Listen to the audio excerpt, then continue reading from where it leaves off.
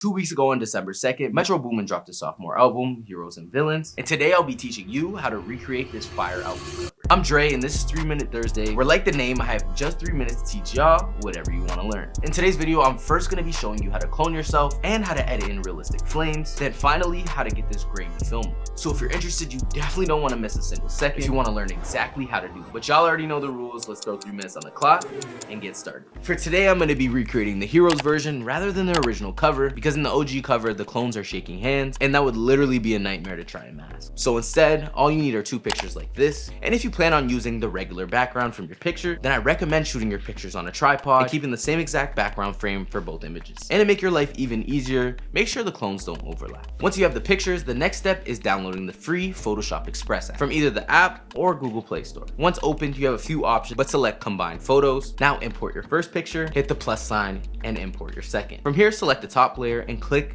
Cutout. Today I'm going to be using the auto cutout, so go ahead and click on subject, which as you can see is a pretty accurate cutout. Then from here, it's all about refining the mask, which you could do with the add and subtract brushes. Now when you're finished with your cutout, select refine and bring the feather up to 2. Then just select on any other tab and your cutout will be complete.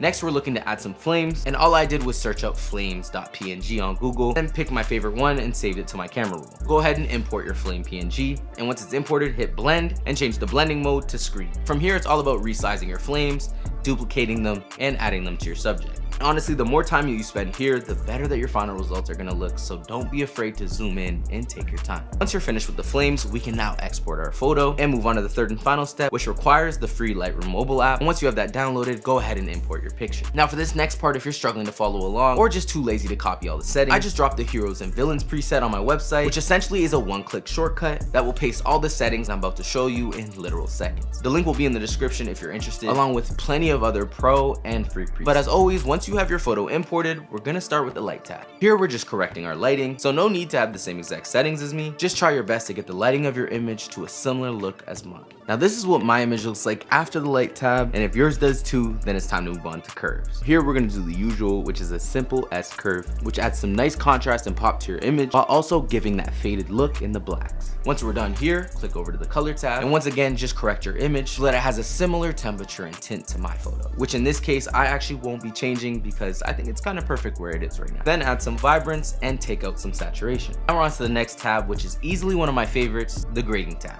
Here are the settings I use. Go ahead and pause the video and try your best to copy these settings exactly. Once you're finished here, your photo should look similar to this, and if it does, it's time to move on to the mix tab, where once again you could pause the video and copy down these settings. And now to put the finishing touches, head over to the effects tab, where you're first going to pull down texture as well as clarity, then finally put on your grain, roughness, and size. And if you followed along correctly, you should have some pretty insane results just like these. Here is the before and after of the clone, as well as the before and after for the completed photo. Let me know what you guys think of this edit in the comments below, and if this is your first 3 Minute Thursday and want to learn how to get some of my other film filters, make sure to check out this playlist here, where I've recreated filters from people like Drake, Tory Lanez, Travis Scott, and many more. And I also post multiple times a week, so if you like the content, make sure to subscribe. Have a good day.